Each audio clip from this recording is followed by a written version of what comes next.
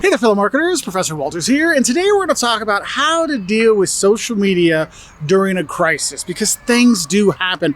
Our products do fail. There could be an outage of our services, an area where we work, it might not be available. Different things happen. Bad thing does happen. You know what does hit the fan, and social media can help us help our customers during these times of crises. And so what I want to go through today is basically what you need to do to be ready on social media when a crisis does happen. So what you really need to do is develop some strategies to deal with different crises that are out there. So you need to get a team of people together to really think about what are the type of crises that could happen. So for example, with a university, what could they be looking at? Oh, what do we do if the Wi-Fi goes down? What do we do if there's a fire in a building can't be used, or there's an outbreak of meningitis or something?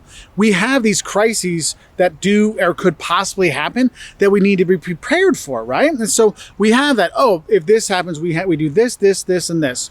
You're doing the same thing on social media. You're thinking about what are all these crises? What could we do to help out via social media? And so what you want to make sure you're doing is on social media and all your different platforms, you want to make sure you have one unified voice. You don't want Facebook saying one thing and Twitter saying something else and the people answering Instagram answering something else. You don't want that. What you need to do is craft communications that are going to be on all the platforms, so the same voice is coming out on all platforms. And one of the things I've seen with some companies is they use social media kind of like their intern training program so that their interns do social media. Look, when it comes to the communications during crises, you need to have higher up managers making the decisions on what should be said, what shouldn't be said, and what we're going to do. So don't just leave it to anybody to be doing your social media when there's a crisis.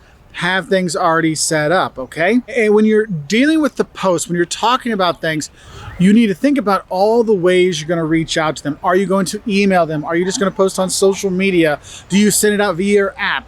Think about it. There's snowstorms in Atlanta. Delta needs to let all their passengers know that, hey, there's going to be delays, right? So they're going to send out an email. If they have the Delta app, they're going to have the alert come up and say, oh, flights are delayed. Make sure you call before you come to the airport. You're seeing these things happening because there's multiple platforms we're going to need to be contacting people on. So have communication strategies for each one of these platforms. Of course, and they're all saying kind of the same thing, right? And what you need to do is also plan out how often you're going to communicate with these people. Is it a one-off? There could be delays because of weather. Well, I want to know, is that my flight? Are the delays over? What's going on? You need to have a plan. This is when we'll write them to let them know that there's a problem, and this is when we'll write them later to tell them when it's okay.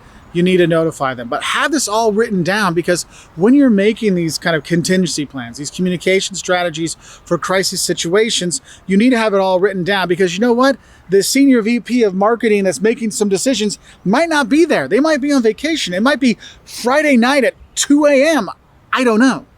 But the thing is someone's going to be there. Someone's going to have to deal with that. And so we want it all written down so people follow the script. Now, when you are dealing with crises, there's some things you really should do. One, you really do need to acknowledge that the crisis exists. This is one thing where people get frustrated. If there's a snowstorm in Atlanta, I know there's going to be delays. But if Delta's not writing me to let me know, I'm like, do they know the snow's coming? Do they know what's going on? I mean, you need to let your customers know, because your customers will notice something's wrong and they will ask you what something's wrong, and they're going to tweet about it, and they're going to hashtag you and at you and all this kind of stuff. And you'll be like, whoa, what's all this negative press? What's going on?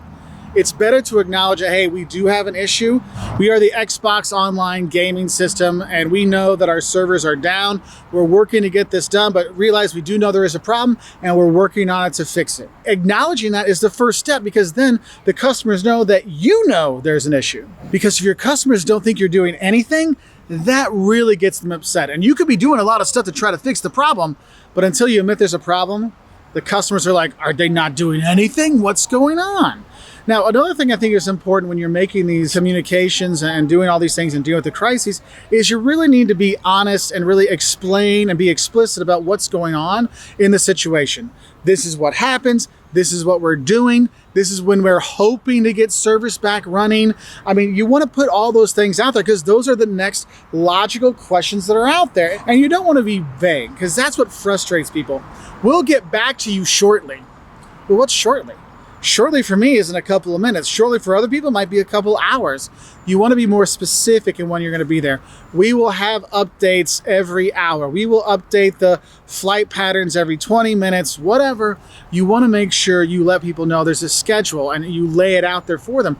But also be honest with the problem. If the whole system is down, don't say, oh, we're having a minor delay. No, your entire system's down. Like, this is not a minor delay. You know, you need to let people know, because all that does is, if you make it sound like it's a minor, tiny, itty bitty problem, and it turns out it's a really big one, then how will they trust you next time when there really is only a little problem? And the thing is, when you're responding to them, make sure you respond in kind of a calculated manner, in a calm manner, right? Like, okay, these are the situations going on. Here's what we're doing to remedy the situation. Here's when we're going to get back to you. You know, that calmness can really get people to get unupset, or at least they understand that, okay, you're not freaking out like I am, so things should be doing all right. So you want to kind of think about that when you're typing up your messages, or you're making your videos, or writing your emails.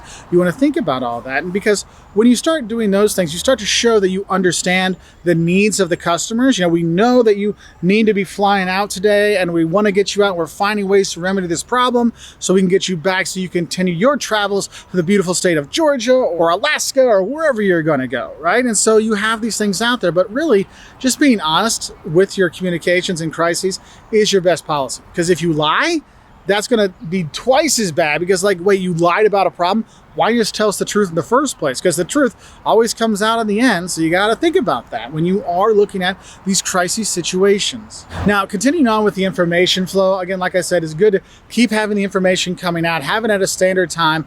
But also, if you have nothing to report, it's still a good idea to report that there are no changes, because then people aren't sure. Did I miss an information? Did I miss an email? Did I miss something? Oh no, there's still no changes. Our service is still down. We'll get back to you with more information shortly, in the next couple hours. You know, think about that when you're making your kind of scheduling for these communications. And the thing is, as you do this over multiple platforms, because people look at multiple places, they feel like, okay, they've got their game together. They've got their stuff together. They know what's happening. They're dealing with it. All the platforms are saying the same thing.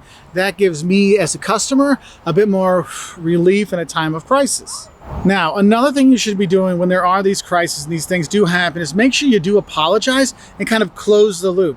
Because here's the thing, if there was an issue, the snow is gone, you want to let them know, hey, the snow has been removed, flights are now back on schedule, everything's there, have a great time and great flights with Delta, right? I mean, you want to close that circle, because if you just say, oh, there's delays, and we hear nothing else, I'm like, I need that closure. And your customers need that closure too, because you don't want them searching, hey, whatever happened with that crisis at that steel company? You know, that's where rumors start. You want to make sure you get it all closed up, you control that narrative, you have everything there, and let them know that, hey, we're sorry that this happened.